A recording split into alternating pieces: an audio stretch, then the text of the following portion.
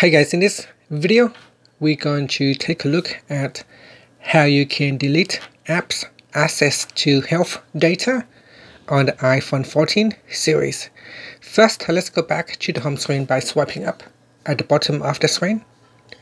And on the home screen, tap on Settings. In Settings, scroll down and tap on Health.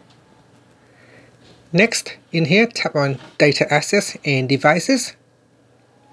And in the top section here is the apps list. It will list all the apps that have permission to access your health data. So for example, if I tap on Clock, then I can tap on Delete all data from Clock. So tap on that and then tap on Delete, and this will delete all your health data from the Clock that has requested to your health data.